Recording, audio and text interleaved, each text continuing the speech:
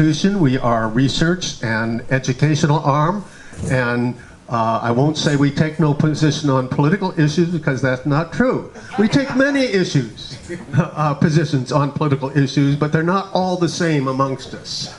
But we do try to take a variety of views, and we always like to have knowledgeable experts, which we have here. And I did want to say something. I don't know if you checked the news this morning, but apparently this talk will be very apropos because Mexico just agreed to pay for the wall. No, it's true, but they want to build it along the original border.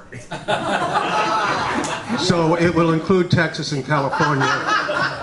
But not to worry, they promised to treat Anglos as well as we treated them. So that's the model they will use. Okay, that's all there is to laugh about now. So now we have two very good people here speaking about Mexico. Did I forget something? No, I don't think so. Sure.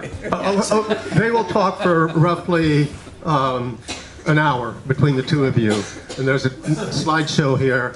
And then we will have a brief fund appeal, a couple of announcements, and then go to Q&A. And our comrade Raj Sahai will be the moderator for the Q&A, and he'll explain more at the time. But we have very good people here. Not a very good person introducing them because I didn't write it down. I did write it down finally. But we have Roger Harris, who's been with the library longer than me. When I escaped from LA and came north, came to the library, Roger was already here, and he was one of the original members, as far as I know, of the ICSS. And he's knowledgeable. He's with the task force on the Americas. He's made numerous trips to Latin America and so forth. So, and he is joined by Ted Lewis, who is with Global Exchange. He has wide experience, travel in Mexico and points south, I believe. Yes. And so he will join Roger. So shall I just turn it over to you? Oh. Thank you, Gene. All right. And thank you for coming out. And I am with the task force on the Americas, and I want to introduce two of our board members who are here. Roger Stoll, why don't you raise your hand? And then Alice Loaiza. If you have additional questions about the task force, please ask them. We're a co-sponsor of this event. And we are one of those humanitarian groups that's a genuine humanitarian group. And by a genuine humanitarian group, we're an anti-imperialist group. And that's very important in this age of imperialism.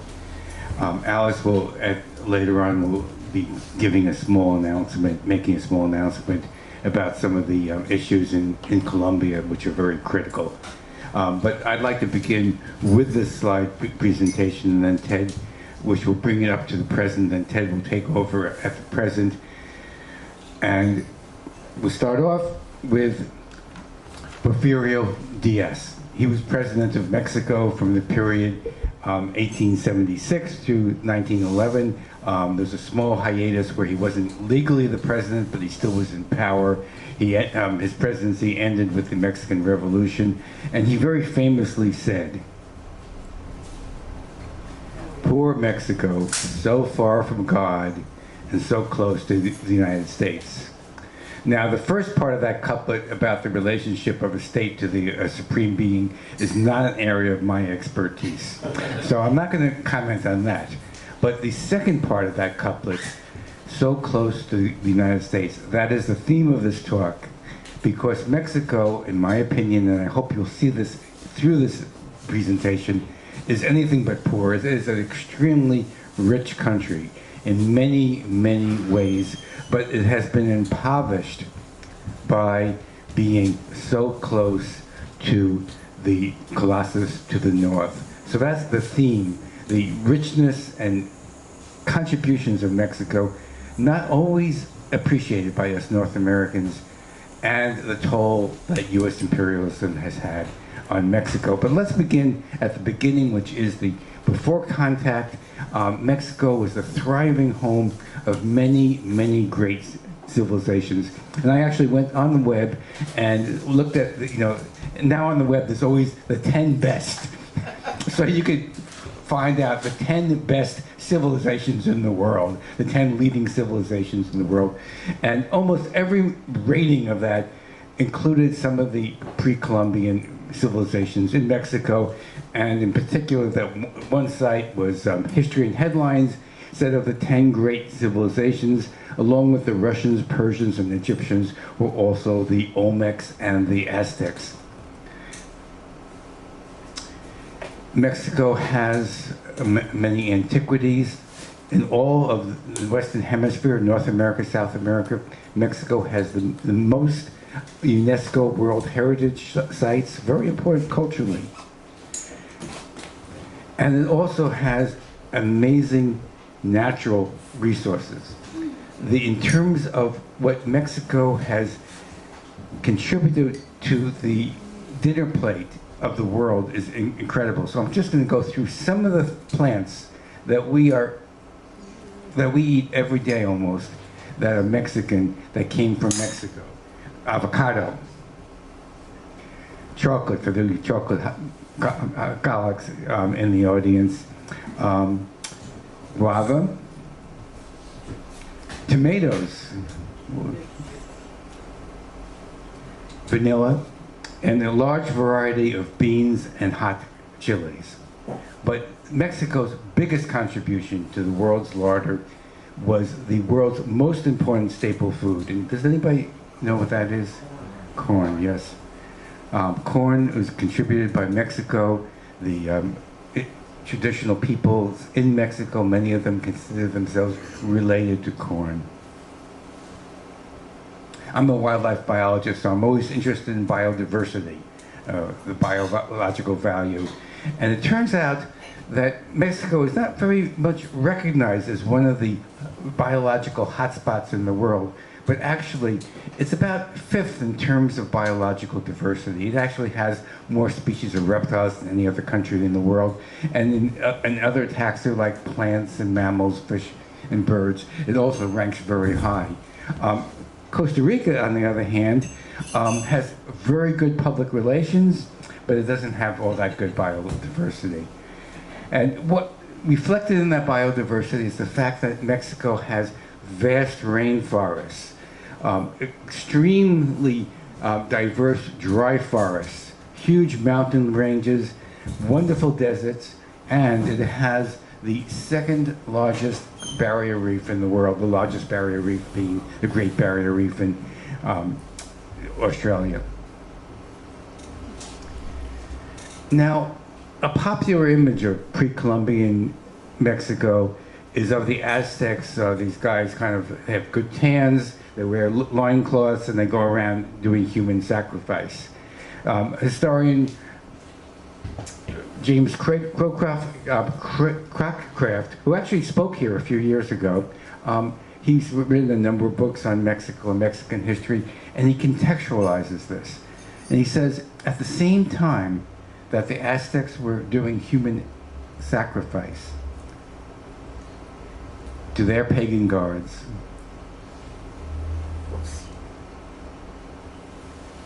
the same time that the Aztecs were doing sacrifices to their pagan gods, in the Christian world, people were being burnt on the stake. And in fact, more women were burnt on the stake in the Christian world than the Aztecs ever sacrificed in their world. Somehow, in our historical memory, the history of Christian femicide has been expunged, but the myth of the Aztecs have continued. But we should remember that is part of the Christian heritage, the history of female being burnt on the stakes. The contact with the Europeans began in 1519, and the Europeans brought Christianity and disease to the New World. At that time, the European civilizations and the Mexican civilizations were very much on the same technological par in terms of medicine, mathematics, astronomy, agriculture, and so forth. But the European civilizations were much more advanced in the area of war And also, because of the great plagues that happened in the Middle Ages, they had much higher immunity to infectious diseases. And the toll of the clashes of those two civilizations was tremendous. We all know about the genocide of indigenous people, but let me put this into a more a sharper point, and that is that Mexico did not regain its 1519 population until 1940. There was over 400 years that it took the Mexican nation to regain the population it lost as a result of the first conquest of Mexico.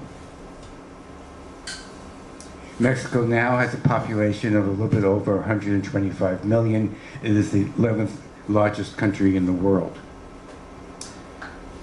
The second conquest of Mexico is less recognized. This is the conquest of the Yankees on Mexico. Mexico became independent from Spain in the period 1810 through 1821, and with independence, Mexico abolished slavery. It took about until 1829 for that institution to be completely eradicated in Mexico. But let's put that into political context. Let's look at the United States, where the Emancipation Proclamation was not issued until 1863. It took 2 years later for the 13th Amendment to be passed. And this is very important to understand, that in the United States, even though legal slavery was abolished, the institution of Jim Crow, which continues to have vestiges to this very day, perpetuated many of the aspects of the social relations of slavery. Second conquest of Mexico by the Yankees included the theft of over half of the territory of Mexico. The states of California, Nevada, Utah, Arizona, New Mexico, Texas, plus remnant parts of 4 other states, all were ceded from Mexico into the United States. Over half the physical territory of Mexico was taken by the United States. And we talk about the imperial origins of the United States. It goes back, way back to the 1840s, in this case. Our friends, the people of Mexican origin in the United States, say that we didn't cross the border crossed us. And that is a relative, that has a lot of truth to it. If we look at the map of the current population, ethnic breakdown of the current population of the United States, we see that those of Mexican origin are most concentrated in the areas that were once part of the country of Mexico. Mention a little bit of Alta California. Alta means upper in Spanish, so Alta California is where we are now. Baja California is Lower California, which is part of Mexico. And Alta California, if we go to to Sacramento and you look at the actual original constitution of this particular state, it's written in both Spanish and in English. So those of you who have any questions about whether this is a bilingual society should actually look at our constitution. This factoid is that 43% of Alta Californians speak a language other than English at home. And by the way, all these facts I do have citations for, and if you're interested, after the talk I can give you the citations. That seems kind of high, but that's what this study said, and maybe that means some non-English is spoken at home, but that tells us that we really are a nation of immigrants, and that it's not just English only in this country. And the largest ethnic group in California is, once again, people of Latinx background. And what the U.S. Census Bureau calls white alone, that group is now outnumbered in California. I want to talk about Cinco de Mayo. I was hoping to give this talk on Cinco de Mayo, but we had a scheduling conflict. And Cinco de Mayo is a very important holiday. So I'll say a few things about it. One thing to begin with, it's not Mexican Independence Day. Mexican Independence Day is September 16th, when it celebrates the independence of the colonial struggle from the colonial master of Spain. Cinco de Mayo has to do when the French invaded Mexico and tried to set up an empire there. They use the word empire openly. Now, of course, the United States is an empire, but they don't use that term openly. After the Mexican-American War in the 1840s into the 1850s and so, not only did Mexico lose over half its territory, but it became very indebted. And under the excuse of having having indebtedness, the French invaded Mexico to take it over and create a colony in Mexico. And the French, of course, back then they also had kind of like fake news and stuff like that.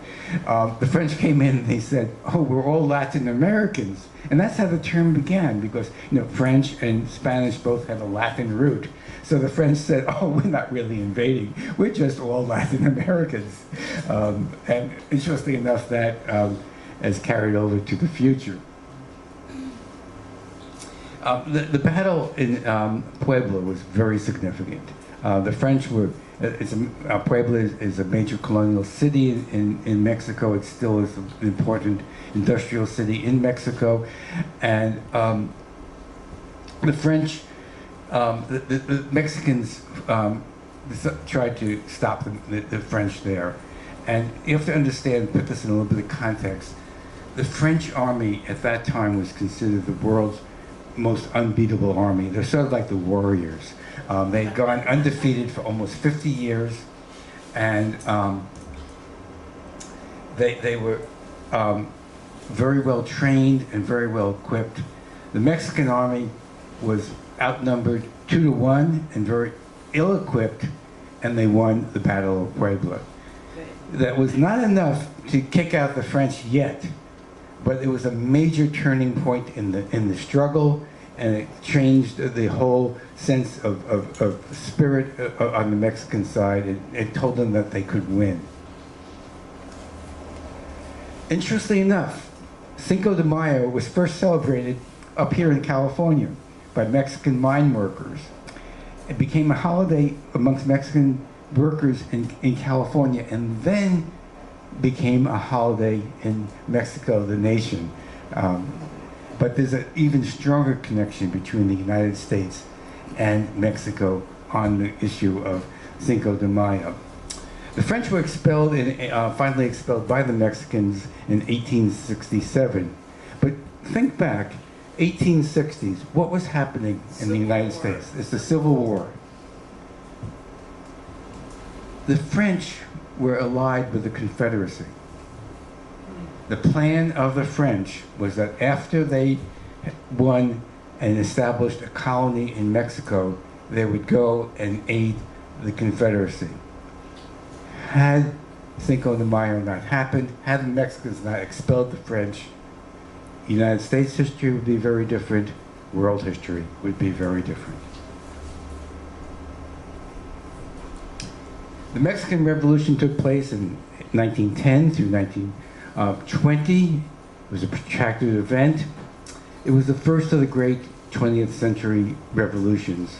The first of the great revolutions in the New World was, of course, the American Revolution, the United States. After that revolution, the United States became revolution adverse. The next important revolution in the New World was what Caribbean nation? Haiti, exactly. By that time, the United States was very revolution adverse, and in fact, after the Haitians won their revolution, the United States joined France to force Haiti to pay reparations. And do you know what they were forcing Haiti to pay reparations for? It was for destruction of property, but it was the destruction of human property. It was for freeing slaves. So there's a good precedent now for reparations for freeing slaves, because of the United States had already made that argument. The 20th century revolutions, the Mexican Revolution probably should be in the same pantheon of great revolutions, along with the Russian, Chinese, Vietnamese, Cuban, and so forth. It was the first of the pioneering 20th century revolutions. It guaranteed labor rights. It nationalized subsoil rights. It secularized the state and curbed the power of the Roman Catholic Church. And it gave inalienable land rights to indigenous communities, ejidos. A lot of these gains of the Mexican Revolution have been subsequently eroded, but these are very important things. In addition, women's rights were significantly advanced with the Mexican Revolution, and interestingly enough, in the Zapata's army, women fought not only as soldiers, but as commanders. Now, this particular picture I got on the web, I don't know if that's a staged picture or not, but the fact does remain that in the Mexican Revolution, and this is in the early 1900s, you had women commanders in a military situation in the women revolutionaries. The third conquest of Mexico is a stealth conquest. I use the example of NAFTA, but what I'm really talking about is the domination of finance capital and of neoliberal reforms in Mexico as well as all over else. NAFTA was ratified in 1994. It includes Mexico, the United States, and Canada. NAFTA and similar neoliberal arrangements are neither free nor are restricted to trade. In particular, they're very strong military and surveillance state provisions within NAFTA. And it's been a stealth conquest because unlike the territorial conquest of the second conquest, this one is very hard to sort of see and put your fingers on, but it's a conquest, no doubt anyway. And it involves the ability to repatriate profits from Mexico into the United States and to further integrate the Mexican economy into the U.S. economy. Millions of U.S. workers have been documented to have lost their jobs during NAFTA, and others who remain having their jobs. The NAFTA has had an effect of depressing labor struggles and wages. On the Mexican side of the border, we've had other effects.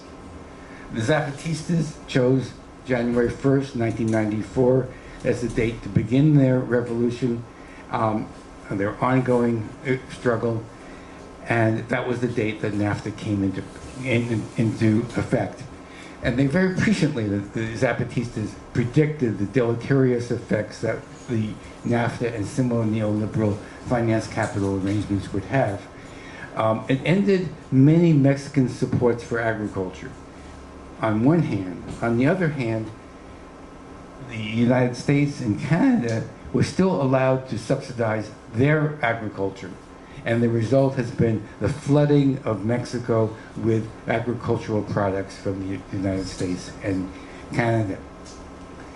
And the result of that has been that for many family and peasant farms within Mexico, they become increasingly less viable. And that in turn has fueled a massive internal migration within Mexico from the rural areas into the countrysides. Mexico City is one of the largest cities in the world now, these megacities. And in turn, that has fueled a migration out of Mexico to the United States. This is the border wall, and for those of you who can read beyond the headlines, Trump is not going to build the border wall. It's already there. There's about 700 miles of it. Trump wants to extend it, but this is the wall that Bush and Obama built. This is the U.S.-Mexican border at the Pacific Ocean. And every foot of it was built after NAFTA was sunk, right? Is that the case? That's the case, yeah. Clinton's wall. Yeah, we should. Clinton's NAFTA. And I'll touch on this in a moment, but there's great national wealth in Mexico. At the same time, 46% of the population in Mexico lives below the poverty level. Just like us. The per capita income of Mexico is a third of that of the United States, and that makes that U.S.-Mexican border the most unequal border in the world. And while finance capital can freely cross the border, human capital is not able to freely go across the border. But even steel will not end that issue of border crossing by people because of the huge inequities between one country and the other. Yes. Which side is Mexico in this picture? Mexico is On the left or right? aquí, and here's San Diego. Okay. Nobody there. Tijuana. But there's a hot. Oh, that's because the American side is depopulated. There's the border patrol road here, or maybe there. They But I've actually walked the beach there, because the beach you can walk and met the nice people from La Migra. But the part on that on the very extreme end of the border there, it was never an urban area on the U.S. side, and it always, it's been more and more so on the Tijuana side. That's why it doesn't look like that everywhere.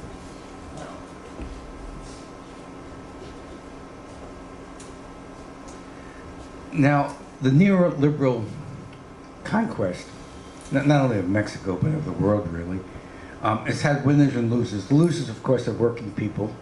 But the winners, an example of this would be Carlos Slim.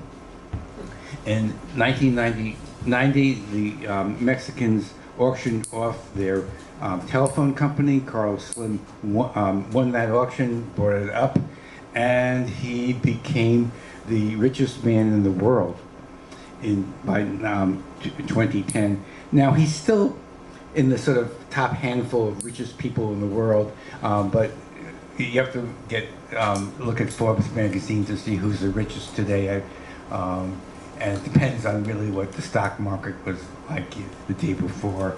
But to give a sense of how rich Carlos Slim is, he owns 40% of the listings of the Mexican stock exchange. His net worth is equivalent to 6% of the gross domestic product of Mexico, which is greater than the gross domestic product of Guatemala, and it is 4 times, as one man has a net worth 4 times the gross domestic product of Nicaragua. As a result, Mexico is one of the more income unequal countries in the world under neoliberalism, and Carlos Slim plus 8 other individuals have a net worth equal to the 50% of the world's population. Can I just ask you a question? Sure. Does he really look like that? It's a caricature. He's not slim. Oh, yes. Okay. Okay. So, wanted to conclude with some of the economic facts about Mexico. Mexico is really an economic powerhouse. We don't completely appreciate in North America just the importance of Mexico economically. It is a major crude oil producer. It's 12th in the world, and even before the U.S. sanctions, it outproduced Venezuela in terms of oil. It has a large domestic market, so Venezuela was a larger exporter of oil, but in terms of production, Mexico even outproduced Venezuela as an oil-producing country.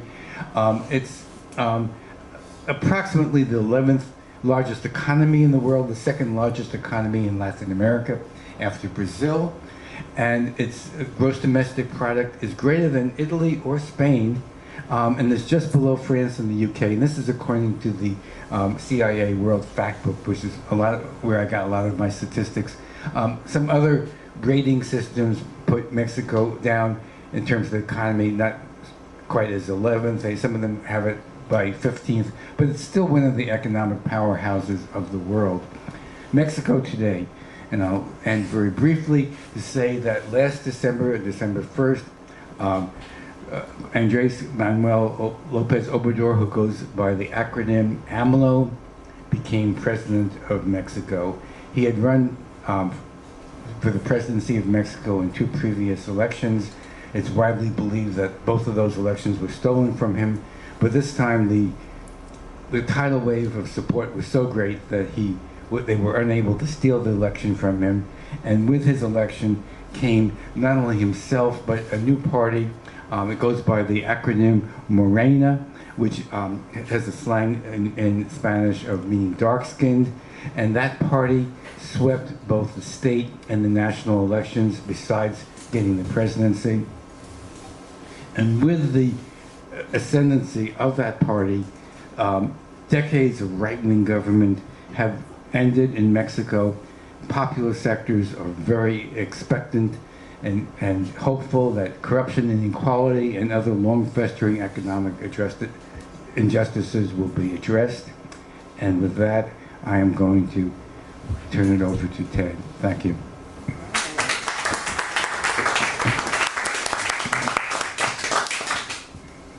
Thank you very much, Roger. I'm not sure where to start after that. Roger, that's a lot of great material. And you left me with a very difficult question of what's going to happen next in Mexico. But before I jump into that, thank you very much for the invitation here to the library today. I haven't been here before, and I'm really glad to be in a place that has the word Marxist in its title, just because I think in terms of looking at Mexico, that's a very important lens to use. And if you don't use the lens of how has the working class and how have indigenous people been treated over the years, you can't really understand Mexico. So it's a good place to start. I myself came to work in Mexico through a kind of circuitous route. I grew up in Missouri, moved to the East Coast, and got drawn to Latin America after my studies in political economy out there. I got drawn to Latin America largely because of the rebellions that were happening in the region and the U.S. intervention. So I started going to Central America, and as a result, I passed through Mexico, and Mexico at the time was in a state of relative calm, certainly relative to what was going on in Central America. So that's where I learned Spanish and met people and got invited into a lot of circles that have been very valuable to me in my life, and got to see the Mexico that Roger was talking about, which is a country of profoundly rich traditions of massive contribution to world history. And then of course the Mexico that I also saw was the Mexico of extreme inequality. And it wasn't really neoliberal exclusion then, that was yet to come, but of exclusion of huge sectors of the population. So the question, as you know, is then, a pretty young person, my question was, why don't people rise up and rebel? The conditions here are objectively just as bad as they are in Central America in many regards. That's a hard case to make, but that was my question. So I asked that to a lot of Mexicans. Why aren't people rising up and rebelling? And a lot of people had a lot to say, but the answers that really stuck with me, that were most profound on that, was that there was a kind of a safety valve in Mexican culture, and that the revolution that Roger was describing back in the 80s was still very much part of the experience that your grandparents or maybe even your parents had lived through. And so the trauma of that event, because Roger didn't talk about how many people died in that revolution, just how gruesome and bloody it was, and how much it convulsed the country and created the political system of the party of the institutional revolution. That was the eventual outcome of that, grand event, which took over Mexico and kind of locked it into a course that at its beginning was the revolutionary family. People loved it. They were seeing Mexico having more electricity in communities, and they were seeing Mexico having more public schools around the country. They saw Mexico making moves. We're talking about in the 1930s and 40s and 50s with the nationalization of oil and all those things that came about. But the whole thing really came to a halt, solidified, and the institutional part of the Party of the Institutional Revolution became the part that was most solidified. And because there was no political liberty within that system, it was every 6 years they would appoint a new president. So it was a kind of a perfect system. You got change, but you didn't really get any change. And so it really lost